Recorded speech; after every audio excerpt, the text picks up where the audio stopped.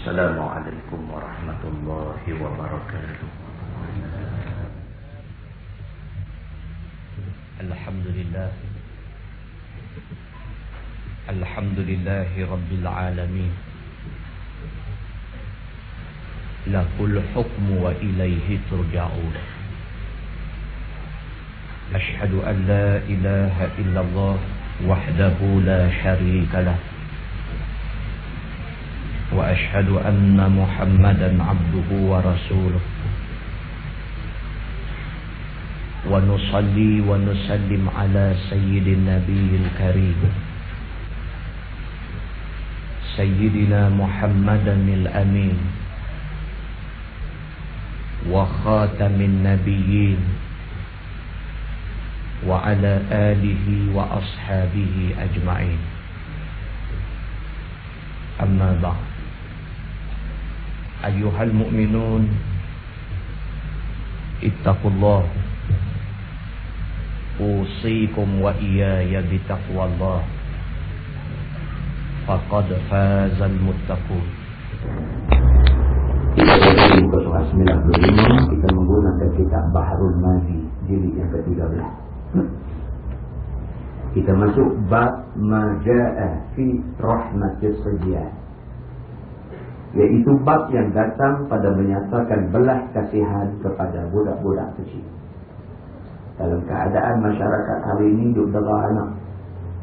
Hari ini mati seorang lagi, tapi anak Cina mati. Doktor percaya budak umur 6 tahun mati kerana dicucuk benda tajam. Kepala dia lebam-lebam, dipercayai dipukul dengan kuat. Mak dengan pak dia ditahan polis. Dalam keadaan yang macam ini, kita nak cari penyelesaian dia. Apa penyelesaian benda ni? Sebagai orang Islam, Allah sebut dah, fa in tanaza'tum fi syai'in farudduhu ila Allahi war Rasul. Kalau kamu duk bercanggah pendapat, bercelau tentang satu-satu benda, maka rujuklah kepada Allah dan Rasul. Kita tengok penyelesaian dalam Quran, dalam hadis apa yang dia bagi tahu kat kita. Malam ni dia kata bab majaa fi rahmatis sibyan, iaitu bab yang datang pada menyatakan belas kasihan kepada budak-budak kecil. Ketahuilah saudaraku, setengah daripada perangai yang terpuji kepada syarak itu ialah belas kasihan kepada budak kecil. Orang yang sayang belas kasihan pada budak kecil ini terpuji di sisi Allah. Maka belas kasihan itu ialah pada tempat-tempatnya. Dia ada tempat dia. Maka tidaklah dibiarkan sampai melanggar adab dan tiada hormat atas orang tua-tua. Kita terlampau sayang anak, terlampau belas kesian pada anak sampai merosakkan anak. Anak tak bangkit semayang subuh, tak apa, jangan duduk dia tidur, tak cukup. Tu belas kesian juga. Kesian budak ni. Semalam dia balik lewat, dia balik pukul 2 pagi. Dia baru tidur je, dia balik pukul 2, dengar pukul 3, duk bunyi, duk jalan lagi, tak tidur lagi. Perasan pukul 3:30, 4 baru dia tidur kot. Tak sanggup gerak dia, tak pilih dia tidur, duk gerak suruh menayang subuh buat apa. Yang tu dia nak siap bara api neraka bagi ke anak dia dengan dia sekali. Jadi itu sebab dalam kitab ni dia habaq awal-awal dah. Dia kata kesian tu pada tempat-tempat dia. Bukan kata kesian sampai menjahanamkan dia. Ataupun kesian sampai dia tak hati hormat orang tua. Anak kita jadi kasar tak ketahuan punca, jadi kurang adab. Sampai orang mai ke rumah dia duk tengok televisyen, duk tidur terlentang, kaki duk silap panggung, goyang kaki geriau-geriau. Orang mai ke rumah pun nak bangkit bersalam dengan orang pun tak apa. Budak-budak dia kata. Budak-budak umur berapa? 18. Umur 18. Bulu kaki menyerama dah. Duk tidur pakai seluar pendek. Duk silap panggung depan TV. Duk goyang beriu-beriu kaki. Orang tua-tua main di rumah tak hati bangkit salam dengan orang. Tak apa. Budak-budak. Itu nak jalan. Dia kata kita kesian kat budak-budak ni. Kesian bertempat. Jangan sampai ke peringkat budak tu rosak. Dan jangan sampai ke peringkat budak tu tak hati hormat orang tua-tua. Dan melampau apa hukum syarak. Jangan sampai kita kesian kat dia sampai dia melanggar hukum syarak pun kita tak marah dia. Tak boleh. Sebagaimana keterangan dalam masalah-masalah yang akan datang ini.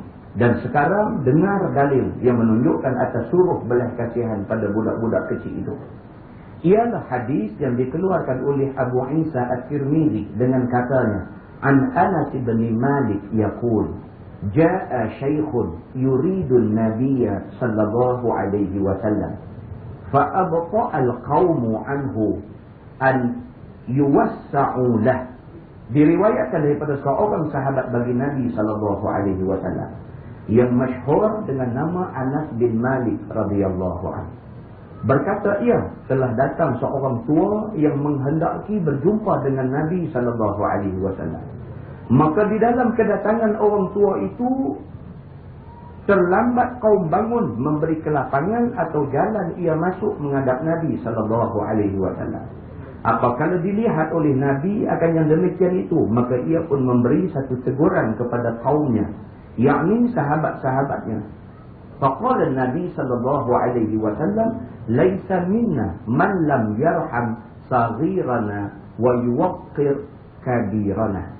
Maka sabda Nabi sallallahu alaihi wasallam, tiada daripada umatku yang beradab dengan adab yang elok itu siapa-siapa yang tiada belas kasihan akan budak-budak dan yang muda-muda daripada umat kami, dan juga bukannya ia daripada umat kami yang beradab dengan adab yang elok itu siapa-siapa yang tiada hormatkan orang-orang tua dan orang-orang besar kami, kata Abu Isa. Dan pada ini ada riwayat daripada Abdullah ibni Amr dan Abu Hurairah dan Ibnu Abbas dan Abi Umamah, dan katanya lagi bermula ini hadis lari.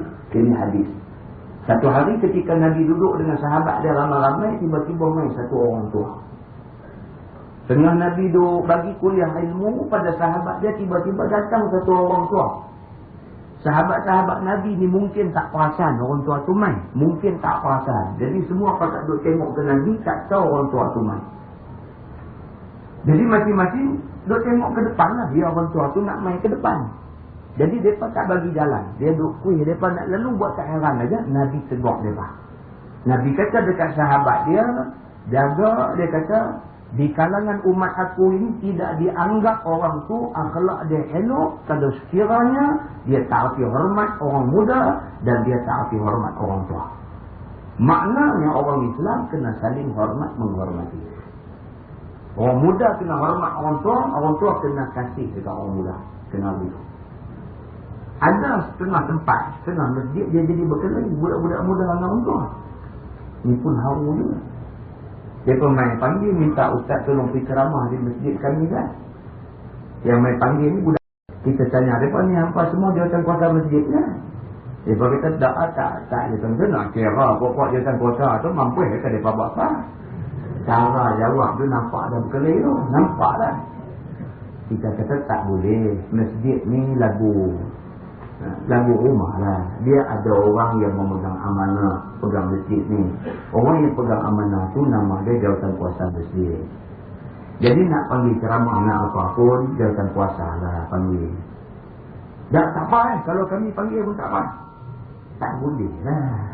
Kita ada adab dia. Saya bukan boleh tidur umbu masuk orang pegang mikrofon cakap tak ketahuan. Kita ada cara dia. Balik bincang, balik berunding elok-elok. Takkan tak boleh bincang pun. Tak boleh lah. Buat ni tak boleh buat kira pun. Jadi kita nampaklah ada. Kita tak kenal. Soal orang tua salah ke orang tua betul ke budak-budak salah ke budak-budak betul ke tu nombor dua. Nombor satunya tak cantik. Lepas ni tak ada hubungan yang elok. Kena buat bagi elok lah. Kena buat cari. Dia mesti ada cara tu. Dia mesti ada. Saya kata pasal apa yang sampai 13 tahun ni. Dia kata pasal pengurusi adalah ni 13 tahun dah dia pulang. Maknanya daripada dia mula pegang jawatan sampai hari ni 13 tahun dia tak pernah buat ceramah apa. Ngajak apa pun tak ada, ceramah apa pun tak nak. Sebab dia kata masjid tempat sembahyang. Tu dia sudah. Ada dia dulu. Lagu mana tak tahu orang kampung kami kita perkara dengan pejabat kami lah apa begitu begini. Pejabat kami guna kuasa kami mau masjid ni untuk buat ceramah agama. Dia kena ikut. Dia kena ikut. Tapi pertama kali dia pakat main abang ustaz. Dia baca setelah 13 tahun dekat malam ni merdeka kita. Dia kata, Ustaz mau banyak betul-betul lah. Jangan duduk dah. Boleh kau buat main apa pun. Dia kata, Ustaz, malam ni merdeka, Ustaz. Sambut merdeka. Banyak betul-betul lah. 13 tahun kami tunggu lah. Mari betul-betul. Kita kata, boleh lah nak bagi betul-betul. Lepas ni pakai buah pelayam. Tak boleh. Tak pula lagi 16 tahun. Jadi bukan cara tu. Tumpang dia bagi. Ni kita masuk, kita buat elok-elok. Kita habak hak patut habak aja. Hak lebih-lebih renyak-renyak kita tak mahu. Mudah-mudahan dengan itu Allah buka hati dia. Bah Ustaz dia kata kalau Ustaz tahu dia tutup juga lepas ni lagi ori. Jadi alang-alang boh dia. Jadi itu ceritanya. Kadang-kadang kita ni jadi susah nak bercakap tu. Jadi susah. Jadi saya kata tak apalah, kita dengar lah mereka kata apa pun dan boleh macam rupun kita ikut bicara nak buat benar pun. Jadi bila kita buat tak ikut dia mau dia marah kita pula. Dia kata orang buka peluang dia cakap pun dia buat lembut-lembai leceh. Jadi itu sebab kita buat kerja untuk Allah nilai, bukan untuk manusia nilai. Kalau untuk manusia nilai sampai kiamat kita tak akan dapat 100% orang setuju dengan kita. Sampai kiamat. Bukan sampai tahun 2020, sampai kiamat tak akan dapat semua orang setuju dengan kita. Akan ada yang setuju, akan ada yang tak setuju. Sampai kiamat akan ada keadaan. Jadi law ni kita nak ikut yang mana? Nak ikut minoriti ke majoriti? Macam mana? Kita ikut hak Allah dia. Allah kata buat kerja Islam. Kita buat kerja Islam. Apabila kerja yang kita buat tu ikut Islam, maka Allah lah yang akan membuka hati orang-orang yang ada di depan kita. Itu cara yang ditunjuk oleh Allah Subhanahu wa taala di dalam ayatnya. So dalam hadis tadi Nabi SAW nak menjelaskan kepada kita tentang soal orang muda kena hormat orang tua. Kena hormat orang tua. Dan orang tua kena sayang dekat orang muda. Bila benda ni boleh hidup dalam masyarakat, aman masyarakat itu. Ya? Masalah dia kata belah kasihan dengan budak-budak tu bagaimana? Yang kata kena belah kasihan ke budak-budak ni nak buat lagu mana? Kata dia adalah belah kasihan dengan budak-budak itu, iaitu tidak seorang itu menunjukkan marah dengan sentiasa. Ada juga sesetengah bapa ni, anak takut dekat dia. Anak tidak rasa kasih pada dia, anak tidak hormat dia sebenarnya. Anak cuma takut dengan dia. Oh ni ada satu kes, satu sahabat di rumah, dia kata Ustaz, dia kata jadi pula satu kes. Kes ni punca di Kuantan Pahang. Mai jadi kes di Sungai Petani. Satu budak perempuan, orang Islam kita, sudah masuk agama lain. Daripada nama sedap tukar. Dan urusan tukar nama sudah dimuktamadkan. Pejabat pendaftaran semua sudah approve, semua permohonan dia sudah selesai. Change of name and religion by default. Lawyer yang menguruskan tukar agama dan tukar nama ni lawyer Hindu. Urus pertukaran semua kami selesai.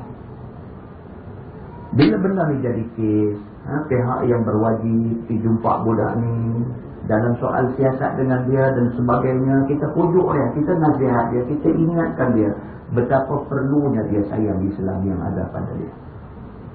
Kita habaq dekat dia, Islam ini adalah satu-satunya tiket untuk kamu masuk syurga Allah. Dengan kamu melucutkan Islam kamu, kamu kekal di neraka Allah abadan abada selama-lama. Bukan 10 tahun, bukan 100 tahun, bukan 1000 tahun, selama-lama kamu akan duduk di neraka. Kalau sekiranya kamu mati dalam keadaan kamu kafir dengan Allah. Habaq dia. Banyak. Hantar dia duduk sekolah agama kat dalam ni, kita minta di sekolah agama sana tunjuk kasih sayang pada dia dan sebagainya. Kita kata kat dia, kita nak hantar dia balik rumah bapa dia. Oh tak mau. Ni pasal apa? Dia kata dia sampai umur 20 sampai umur 21 duk kena pukul dengan pak lagi. Perempuan umur 20, 21 pak duk pukul lagi. Dia kata dia tak tahulah, dia sedap-sedap ni, mula sedap mula reti dunia ni, duduk sedap-sedap tu duduk kena pukul. Pak ni sampai tak ada sayang langsung. Pukul. Dia kata sampai bila dia nak kena pukul. Kecewa itu. Tinggal agama Islam masuk agama lain, pergi duduk dengan Cina Hindu dan sebagainya. Habis. Bila kita siasat punya siasat, benda ni berpunca daripada rumah tangga. Daripada bapa yang tak reti sayang anak.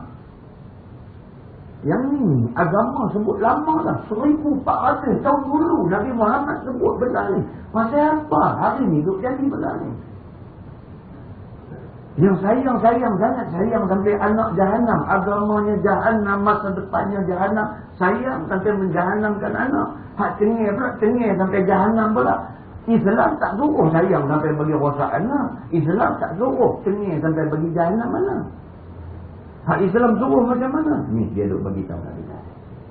Kita baca malam ni, kita balik buat benda ni. Mudah-mudahan rumah tangga kita bersih.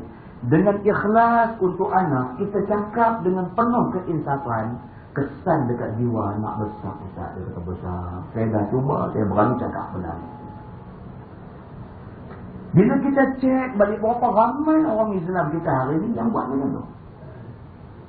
Yang pesan dekat anak dia, bapa nak abang jadi anak yang soleh. Berapa orang cakap macam tu dekat anak. Abang mengaji, setakat yang abang boleh, abang usaha, kalau abang berjaya, bapak bagi hadiah. Tapi, bapak mau abang jadi anak yang soleh. Takut dia duduk di bumi mana pun, dia duduk di tempat mana pun, dia nak buat benda dosa ni, dia nampak muka bapak dia. Dia nampak muka pak dia duduk habaq kat dia tu, abang, bapak mau abang jadi anak yang soleh. Dia nampak muka tu, dia tak berani buat. Muslimin dan muslimat yang dirahmati Allah sekalian, benda-benda macam ni banyak dalam Quran. Cerita Luqmanul Hakim, nasihat anak, semua umpama dia macam tu. Ya bunayya la tusyrik billah. Luqmanul Hakim pesan ke anak, wahai anakku, la tusyrik billah. Kamu, bapa nak pesan satu, jangan syirik dengan Allah. Inna syirka la zulmun azim. Sesungguhnya syirik satu kezaliman yang besar. Kalau nada-nada yang macam ni kita guna dekat anak kita, insya-Allah barakah dia Allah akan beri. Kena buat macam tu. Dia kata kalau anak mai bagi salam, kita sambut salam dia, kita ambil dia, gosok kepala dia, cium dia, tunjuk kasih sayang pada dia. Serta bercakap-cakap dengan dia, ditanyanya apa yang patut ditanya daripadanya. Cakap dengan anak. Hari ni cikgu ajar apa di sekolah? Anak kita hadut taski, hadut jam 1, jam 2 tu pun, kalau kita tanya dia, seronok dia. Hari ni cikgu ajar apa di sekolah? Dia kata yang menyanyi. Menyanyi apa? Baca Allah. Bismillahirrahmanirrahim. Qul huwallahu ahad. Oh, budak taski. Dia tak tahu tu apa dia kata menyanyi. Menyanyi pun menyanyi lah. Jadi kita buat semakan pada kerja hati boleh bagi di sekolah. Budak-budak bila kita duduk tanya tu, dia bangga tu, dia nak abang tak kita apa dia mengaji tadi. Tapi sedihnya anak-anak ni pak dia tak nanya. Dia nak abang pula, pak dia balik kerja dia pergi, bapak pijau lah sikit, aku penat ni. La ilaha illallah. Budak ni hancur harapannya. Kata bapak, tadi cikgu ajak ni, siapa kat mama? Weh, tak mau dengar. Siapa kat mama? Kita tunjuk kita tak suka kat dia, kita tak sedap, kita merosakkan hati dia. Oh, Islam dah habaq dah, benda ni semua Islam dah habaq dah. Dia kata pada pelajaran dia kah, ataupun pada kerjanya kah, ataupun sakitnya kah, ataupun pada permesraan dengannya kah, semua ni kita kena buat. Tanya kerja dia, macam mana kerja abang? Banyak tak banyak lagi abang untuk kerja kelam, abang buat kerja. Kalau abang jujur, Allah akan angkat abang satu hari esok. Hari ni abang jadi pekerja kelam, tapi kalau abang jujur, esok abang boleh jadi supervisor kelam. Itu kita nak kena bagi dekat dia. Tapi abang kena ingat satu, semayang abang jangan tinggal. Waktu semayang abang kena semayang. Minta kebenaran elok-elok dekat dia. Sahabat kata abang nak semayang. Kalau ini bentuk pesanan yang kita bagi elok anak kita, insya-Allah elok. Dan boleh didudukkan atas reba kalau patut direba dia. Kalau anak kecil ambil duduk atas reba kita kan. Walaupun kita penat baru balik kerja, ambil buah atas reba kan. Oh no, budak-budak ni kalau pak dia ambil buah atas reba sekali habis lah. Dia rasa dia lah orang paling bahagia hari tu bila pak dia ambil buah atas reba. Kalau mak ambil buah atas reba tu tak apa lagi. Pak ni payah nak duduk atas reba pak ni. Payah nak duduk atas reba pak ni payah. Kata hari itu ambil buah tiara besar dia, cukup besar. Ataupun ditimang, kalau patut ditimang dan sebagainya, maka tidaklah anak orang ataupun anak-anak saudaramu dan anak kaum kerabatmu itu tidak diperdulikan dan buat tak mau bercakap dengan mereka itu. Demikianlah perbuatan segala budak daripada anak cucumu dan lainnya. Tu dia bagi panduan untuk kita jaga anak cucu kita. Tunduk kasih sayang pada mereka. Masalah menghormatkan orang besar dan orang yang tua-tua. Maka ia itu disuruh syarak kita kerana ia satu adab yang bagus. Hormat orang tua-tua ni bagus. Yang ia adalah sifat kemanisan, kemanusiaan dan bukannya sifat kebinatangan. Bermula dalil yang menunjukkan itu ialah hadis yang dikeluarkan oleh Abu Isa At-Tirmizi dengan katanya an Amr bin Shu'aib an abihi an jaddi qala Rasulullah sallallahu alaihi wasallam laisa minna man lam yarham saghirana wa ya'rif syarafa kabirina. Diriwayatkan daripada Amr bin Shu'aib, daripada bapaknya, daripada neneknya, katanya telah bersabda Nabi sallallahu alaihi wasallam, tiada daripada umatku yang beradab dengan adab kemanusiaan itu oleh orang yang tiada belas kasihan akan budak-budak kami. Dan bukannya daripada umatku yang beradab dengan adab kemanusiaan itu oleh orang yang tiada tahukan kehormatan orang tua-tua kami. Kata Abu Isa, bermula ini hadis hasan lagi sahih. Sopan macam tadi juga. Dia suruh supaya orang tua hormat budak-budak muda dan budak muda hormat pada orang tua-tua. Satu lagi, dia kata menghormatkan orang tua dan orang besar itu bagaimana caranya. Buat sebagaimana yang disuruh Nabi. Kalau datang orang besar dan orang tua-tua, maka hendaklah bangun kamu mempermuliakan dia. Dia suruh begitu. Kalau orang tua-tua, kita bangun hormat dekat dia. Dan sambut datang kepadanya, berjabat salam dan kucuk tangannya kalau ia orang yang patut dikucuk.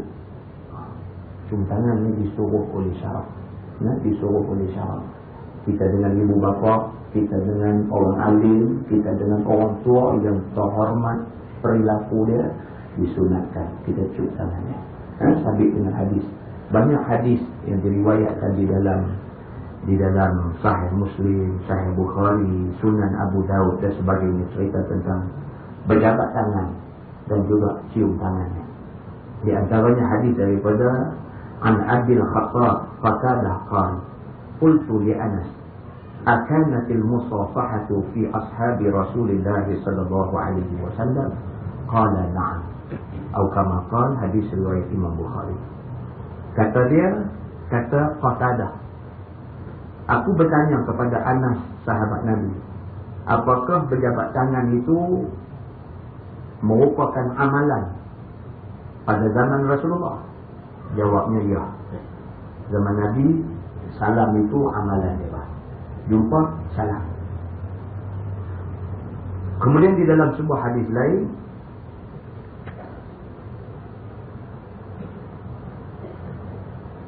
dengan ikhlas untuk anak, kita cakap dengan penuh keinsafan, kesan dekat jiwa anak besar. Ustaz, dia kata besar. Saya dah cuba, saya berani cakap benar. Bila kita cek balik berapa ramai orang Islam kita hari ini yang buat macam tu. Yang pesan dekat anak dia, bapak nak abang jadi anak yang saleh. Berapa orang cakap macam tu dekat anak. Abang mengaji, setakat yang abang boleh, abang usaha. Kalau abang berjaya, bapak bagi hadiah. Tapi bapak mau abang jadi anak yang saleh. Takut dia duduk di bumi mana pun, dia duduk di tempat mana pun, dia nak buat benda dosa ni, dia nampak muka bapak dia nampak. Dia nampak muka pak dia duk habaq kat dia tu, abang, bapa, mak, abang jadi anak yang soleh. Dia nampak muka tu, dia tak berani buat. Muslimin dan muslimat yang dirahmati Allah sekalian, benda-benda macam ni banyak dalam Quran. Cerita Luqmanul Hakim, nasihat anak, semua umpama dia macam tu. Ya bunayya la tusyrik billah.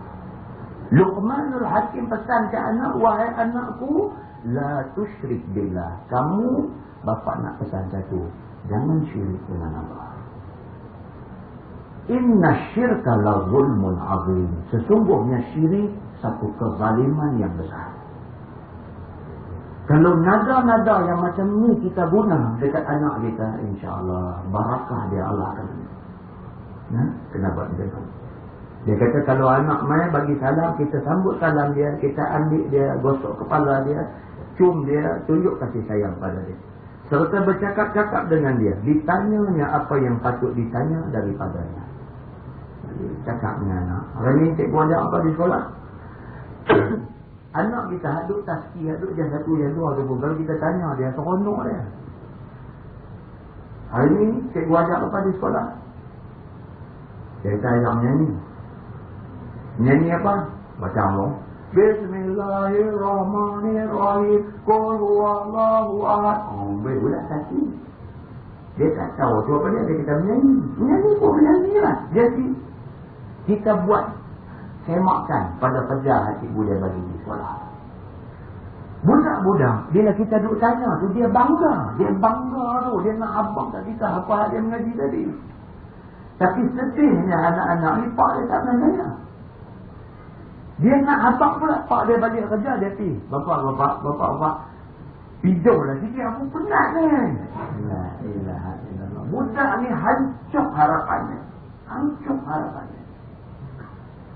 Kata bapak, tadi cikgu ajak ni, siapa kat mama? Weh, tak mau dengar. Siapa kat mama? Kita tunjuk kita tak suka kat dia, kita tak sedar kita merosakkan hati dia. Oh, Islam dah habaq dah, benda ni semua Islam dah habaq dah. Dia kata pada pelajaran dia kah, ataupun pada kerjanya kah, ataupun sakitnya kah, ataupun pada permesraan dengannya kah, semua ni kita kena buat. Tanya kerja dia, macam mana kerja abang? Banyak tak banyak lagi abang untuk kerja kelam, abang buat kerja. Kalau abang jujur, Allah akan angkat abang satu hari esok. Hari ni abang jadi pekerja kelam, tapi kalau abang jujur, esok abang boleh jadi supervisor kelam. Itu kita nak kena bagi dekat dia. Tapi abang kena ingat satu, semayang abang jangan tinggal. Waktu semayang abang kena semayang. Minta kebenaran elok-elok dekat dia. Habaq kata abang nak semayang. Kalau ini bentuk pesanan yang kita bagi elok anak kita, insya-Allah elok. Dan boleh didudukkan atas reba kalau patut direba dia. Kalau anak kecil ambil duduk atas reba kita kan. Walaupun kita penat baru balik kerja, ambil buah atas reba kan. Oh no, budak-budak ni kalau pak dia ambil buah atas reba sekali habis. Dia rasa dia lah orang paling bahagia hari tu bila pak dia ambil buah atas reba. Kalau mak ambil buah atas reba tu tak pagi, pak ni payah nak duduk atas reba pak ni. Payah nak duduk atas reba pak ni payah. Kata hari itu ambil buah atas reba, besar dia, cukup besar. Ataupun ditimang, kalau patut ditimang dan sebagainya, maka tidaklah anak orang ataupun anak-anak saudaramu dan anak kaum kerabatmu itu tidak diperdulikan dan buat tak mau bercakap dengan mereka itu. Demikianlah perbuatan segala budak daripada anak cucumu dan lainnya. Tu dia bagi panduan untuk kita jaga anak cucu kita. Tunjuk kasih sayang pada mereka. Masalah menghormatkan orang besar dan orang yang tua-tua. Maka ia itu disuruh syarak kita kerana ia satu adab yang bagus. Hormat orang tua-tua ni bagus. Yang ia dah sifat kemanisan, kemanusiaan dan bukannya sifat kebinatangan. Bermula dalil yang menunjukkan itu ialah hadis yang dikeluarkan oleh Abu Isa At-Tirmizi dengan katanya an Amr bin Shu'aib an abihi an jaddi qala Rasulullah sallallahu alaihi wasallam laisa minna man lam yarham saghirana wa ya'rif syarafa kabirina. Diriwayatkan daripada Amr bin Shu'aib, daripada bapaknya, daripada neneknya, katanya telah bersabda Nabi sallallahu alaihi wasallam, tiada daripada umatku yang beradab dengan adab kemanusiaan itu oleh orang yang tiada belas kasihan akan budak-budak kami. Dan bukannya daripada umatku yang beradab dengan adab kemanusiaan itu oleh orang yang tiada tahukan kehormatan orang tua-tua kami. Kata Abu Isa, bermula ini hadis hasan lagi sahih. Rupa macam tadi juga. Dia suruh supaya orang tua hormat budak-budak muda dan budak muda hormat pada orang tua-tua. Satu lagi, dia kata menghormatkan orang tua dan orang besar itu bagaimana caranya. Buat sebagaimana yang disuruh Nabi. Kalau datang orang besar dan orang tua-tua, maka hendaklah bangun kamu mempermuliakan dia. Dia suruh dulu. Kalau orang tua-tua, kita bangun hormat dekat dia. Dan sambut datang kepadanya, berjabat salam dan kucuk tangannya kalau ia orang yang patut dikucuk. Cium tangan ni disuruh oleh syarak. Disuruh oleh syarak. Kita dengan ibu bapa, kita dengan orang alim, kita dengan orang tua yang terhormat, perilaku dia disunatkan kita cium tangannya. Sabit dengan hadis. Banyak hadis yang diriwayatkan di dalam Sahih Muslim, Sahih Bukhari, Sunan Abu Daud dan sebagainya, cerita tentang berjabat tangan dan juga cium tangannya. Di antaranya hadis daripada An Abil Khattab Qatadah qala qultu li Anas akanatil musafahatu fi ashabi Rasulillah sallallahu alaihi wasallam qala na'am atau kama qala, hadis riwayat Imam Bukhari. Kata Qatadah, aku bertanya kepada Anas sahabat Nabi, apakah berjabat tangan itu merupakan amalan pada zaman Rasulullah? Jawabnya ya. Zaman Nabi, salam itu amalan dia. Jumpa, salam. Kemudian di dalam sebuah hadis lain,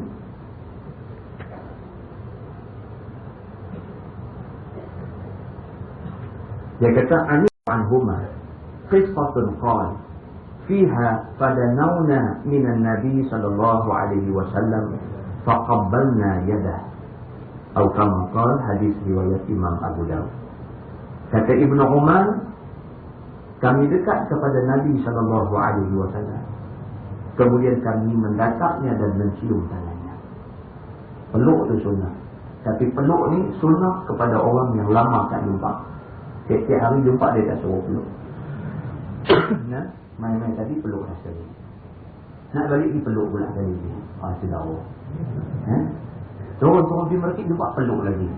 Tak ada berjalan. Dia kata peluk saja. Peluk ni pada orang yang jarang-jarang jumpa. 2 minggu, sebulan tak jumpa, ataupun sekian lama tak jumpa. Jumpa tu disunatkan peluk.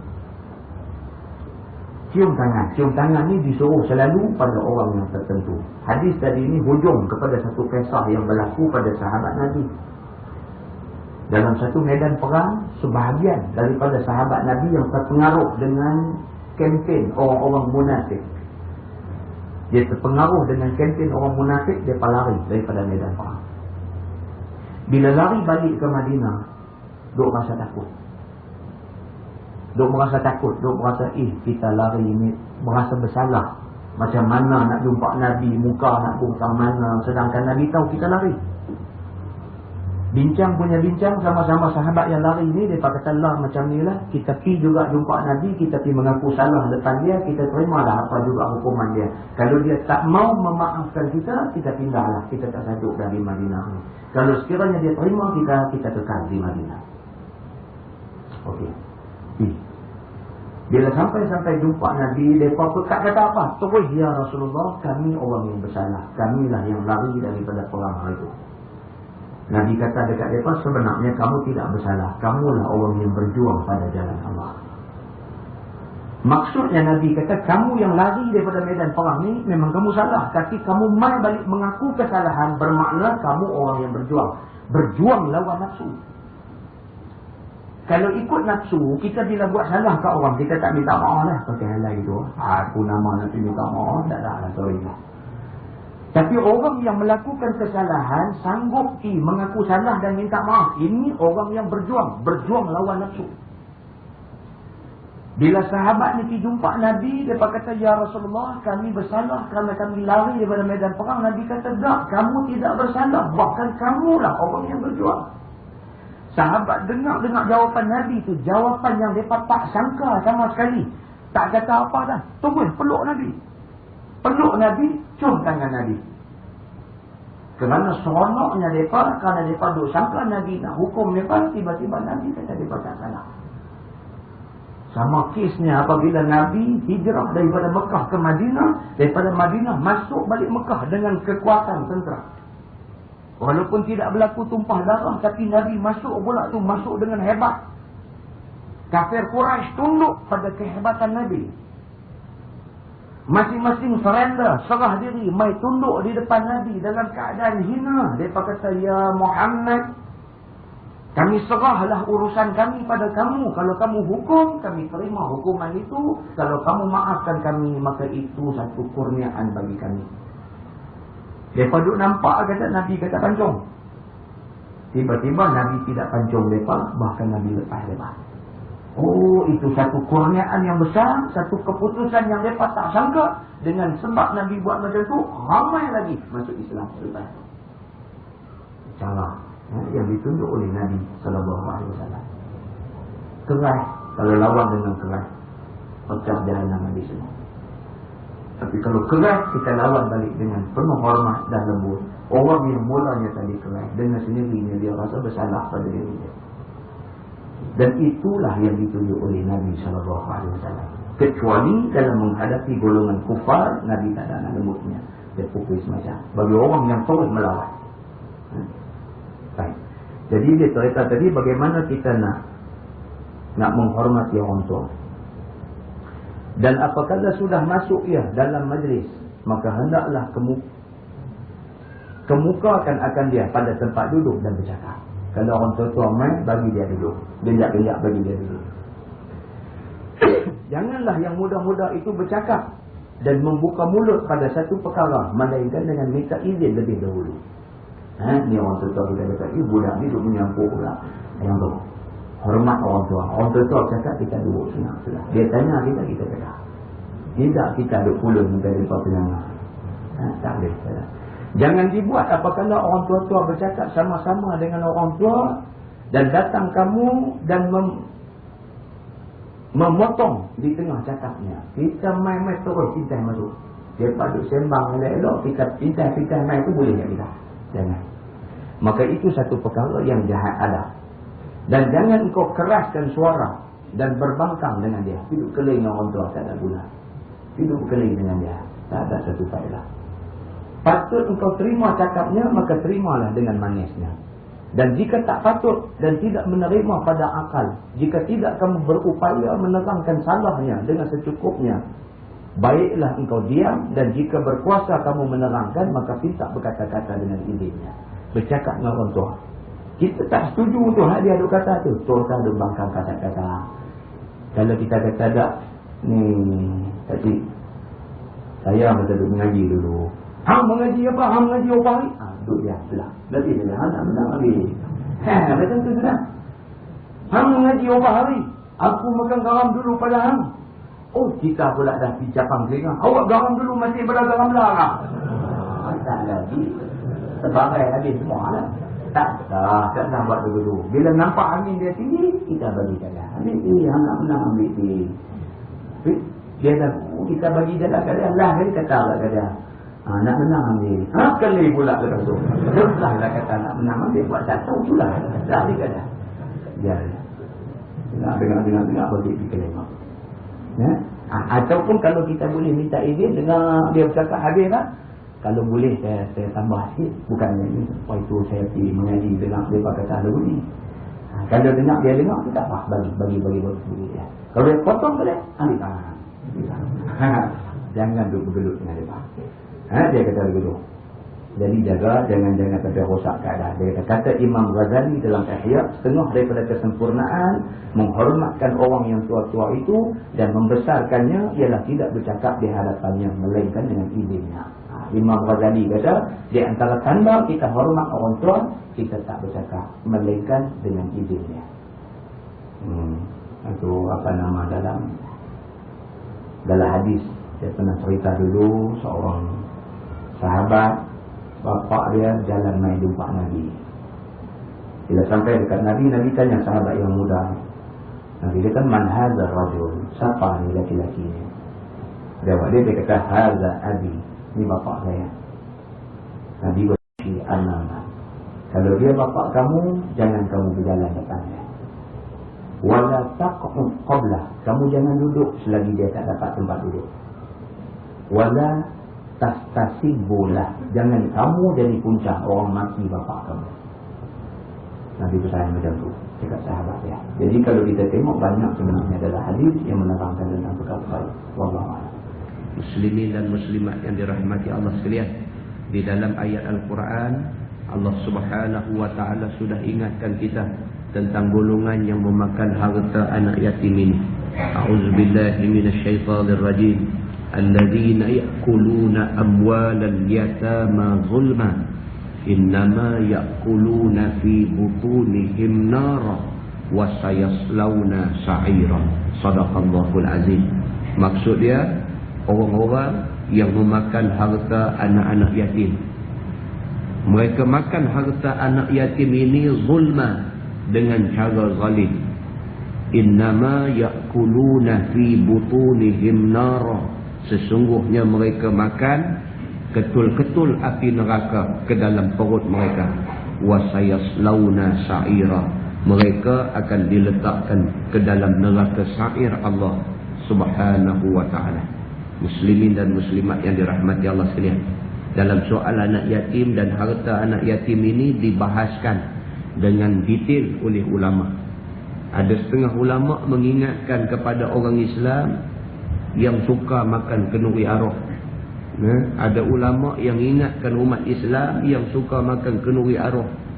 Kalau sekiranya berlaku kematian, dan kematian itu ada meninggalkan anak yatim, satu orang laki-laki mati, dia ada anak yang belum cukup umur, bermakna harta peninggalan si mati dipanggil harta pesaka. Dan harta pesaka itu wajib difaraid, dibahagikan kepada orang-orang yang berhak menerimanya. Di antara orang yang berhak terima harta pesaka ialah anak dia. Sedangkan anak dia masih belum cukup umur. Anak dia dianggap yatim di dalam Islam. Dan kalau sekiranya kenduri arwah itu dibuat dengan menggunakan harta peninggalan si mati, yang juga merupakan bahagian harta anak yatim, maka kita yang pergi makan kenduri arwah itu, innama ya'kuluna fi butunihim nara, sesungguhnya mereka makan ketul api neraka ke dalam perut mereka. Wa sayaslawna sa'ira, di hari akhirat mereka layak di neraka sa'ir yang disediakan oleh Allah Subhanahu wa ta'ala. Yang ni kita kena jaga. Selalu kita ulang sebut benda-benda yang seumpama ini. Kenduri itu sesuatu yang baik. Lebih-lebih lagi kalau sekiranya kenduri itu dijamu kepada orang miskin dan kanak-kanak. Kenduri ini sesuatu yang baik. Dan lebih baik lagi kalau sekiranya kenduri itu dijamu kepada orang miskin dan juga kanak-kanak. Tetapi kenduri arwah tidak pernah ditunjukkan di dalam amalan Islam. Tak pernah. Tidak salah kalau sekiranya kita nak buat, tetapi tidak terikat pada syarat. Kalau kita nak buat kenduri seminggu selepas jenazah dikebumikan saja nak buat kenduri. Kenduri syukur kerana mayat itu tidak menimbulkan musibah pada keluarga. Syukur kerana mayat itu kita sudah pun selamat kebumikan dia. Kita buat satu kenduri, tak apa. Tapi kalau kita macam sudah terikat pada satu kewajipan, mesti kenduri malam 1, malam 2, malam 3, malam 7, malam 14, malam 40, malam 100 dan sebagainya, dan kita rasa kalau tak buat berdosa, waktu itu kita salah. Nabi tidak pernah suruh buat malam 1, malam 2, malam 3, malam 7. Nabi tak pernah suruh. Bahkan ada di dalam asar yang dikeluarkan oleh sahabat Nabi, Kata dia, sesungguhnya kami pada zaman Nabi SAW, Nabi menganggap membuat makan pada malam kematian itu minan niyahah. Dia kata daripada rakat tangis yang diharamkan oleh agama Islam. Kita buat kenduri itu macam kita meratap menangis, macam kita menyesal, tak boleh terima takdir Allah kematian yang menimpa keluarga kita. So kalau nak buat pun jangan terikat kepada malam 1, 2, malam 3, malam 7, jangan. Dan jangan beriktikad mengatakan benda itu ibadah. Jangan beriktikad mengatakan benda itu wajib buat, kalau tak buat berdosa. Hari ini kalau kita tengok, dia sudah jadi satu macam budaya dalam masyarakat kita. Orang miskin tak ada duit pun nak kena buat juga. Kerana kalau tak buat rasa berdosa sangat dia di depan Allah Subhanahu wa taala. Dia tinggal semayang, dia tidak rasa berdosa seperti mana dia rasa berdosa tak buat kenduri arwah. Dia tak bangkit semayang subuh, dia tak rasa berdosa. Tapi dia tak buat kenduri malam 14, dia rasa dia bersalah sangat di depan Allah. Ini satu silap faham, salah faham yang berlaku di dalam masyarakat kita, yang perlu kita beri nasihat supaya benda ini boleh dibetulkan. Supaya jangan sampai umat Islam terkeliru dengan soal-soal ibadah yang ditunjukkan oleh Nabi SAW. Lebih-lebih lagi apabila yang mati itu orang yang ada meninggalkan anak yatim. Lebih-lebih lagi. Harta dia, harta peninggalan dia adalah harta yang cukup sensitif. Harta yang bercampur di dalamnya harta anak-anak yatim. Yang kalau sekiranya kita gunakan, kita menggunakan duit tanpa jalan yang hak, tanpa jalan yang sebenarnya. Kerana budak yang belum cukup umur, dia tidak ada keahlian untuk membenarkan digunakan harta itu. Dia tinggal anak umur 7 tahun. Kita pergi tanya anak dia umur 7 tahun dah mengaji sekolah darjah 1. Kita tanya dia, kita ni duit apa hang tinggal ni lah ni jadi hak hang dah. Kami nak ambil 200 bak kenduri roti canai malam ni. Boleh tak boleh? Budak darjah 1, dia boleh cakap lah. Dia kata boleh. Dia kata boleh tu syarat tak terima. Syarat tak terima kerana dia tidak mempunyai keahlian untuk membenarkan orang guna harta itu. Dia tidak ada keahlian, maka kebenarannya ditolak oleh syarat. Yang tu prosedur yang ditentukan oleh fiqh. So clear pada kita, jelas pada kita bahawa harta tu harta anak yatim dan tak boleh usik harta itu. Kalau kita nak guna buat apa-apa pun, gunalah duit lain. Jangan guna harta yang menjadi hak kepada anak-anak yatim ini. Muslimin dan muslimat yang dirahmati Allah sekalian, kerana menjaga soal-soal ini menyelamatkan kita daripada diancam oleh azab Allah Subhanahu wa taala. Yang sebuah hadis lain Nabi SAW bersabda, kata Nabi, man masaha ala ra'si yatimin rahmatan kataballahu lahu bi kulli sya'ratin marrat ala wa maha anhu bi kulli sya'ratin sayyi'ah wa rafa'a bi kulli sya'ratin darajah atau kama qala.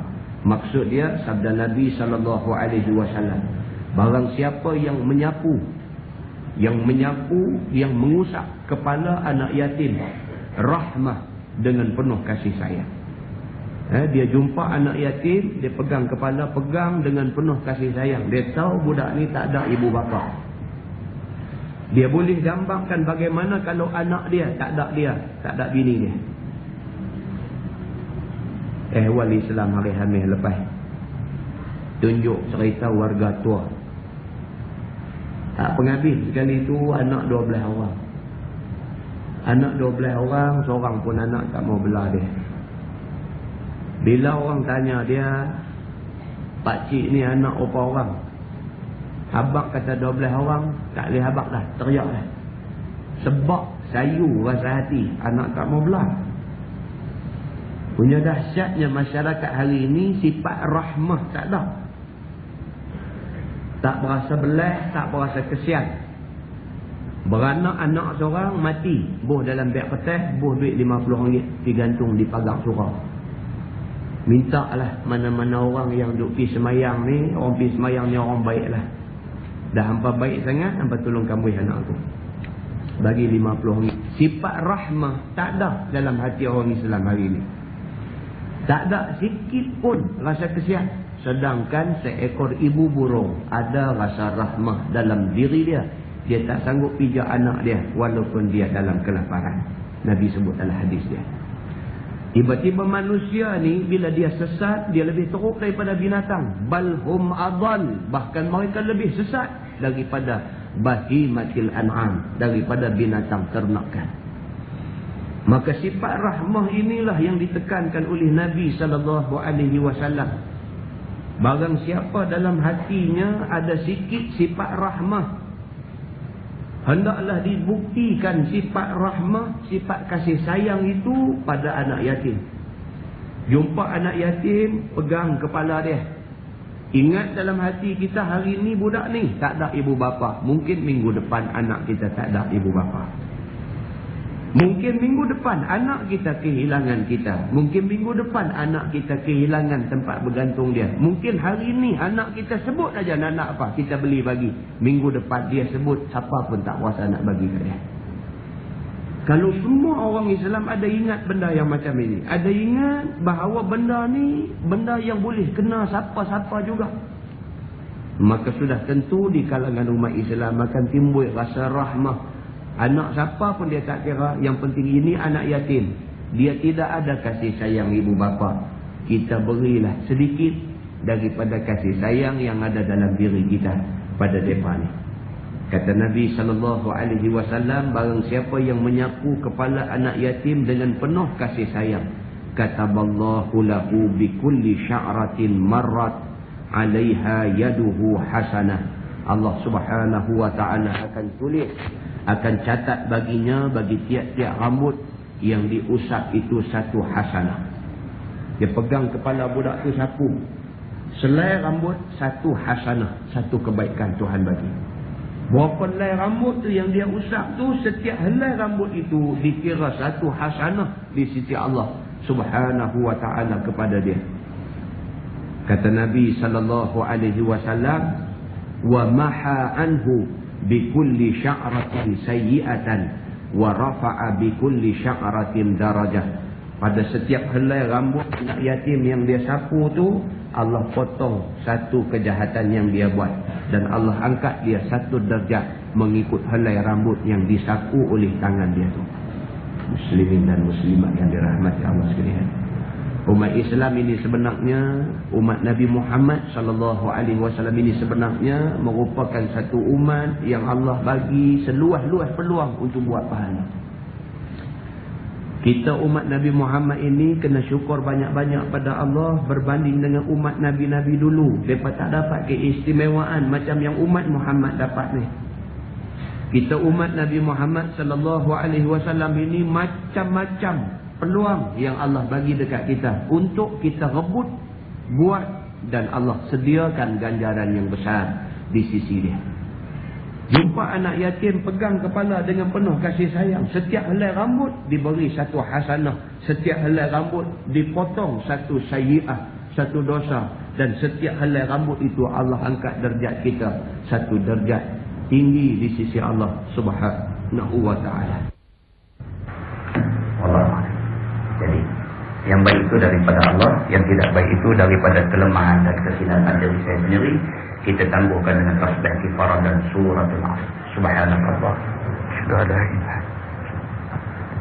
subhanakallahumma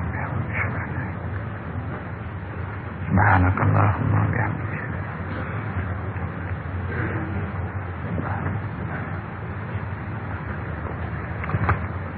Bismillahirrahmanirrahim. Wal 'asr innal insana lafi khusr illa alladhina amanu. اللهم صل على محمد في الأولين والآخرين وسلم ورضي الله تبارك وتعالى عن سادتنا أصحاب سيدنا رسول الله أجمعين. بسم الله الرحمن الرحيم. رضينا بالله ربا وبالإسلام دينا وبمحمد نبيا ورسولا. اللهم افتح علينا فتوح العارفين وارزقنا فهم النبيين بجاه خاتم المرسلين. اللهم فقهنا في الدين وعلمنا التأويل واهدنا صراطك المستقيم. Allahumma arinal haqqa haqqan warzuqna ittiba'ah wa arinal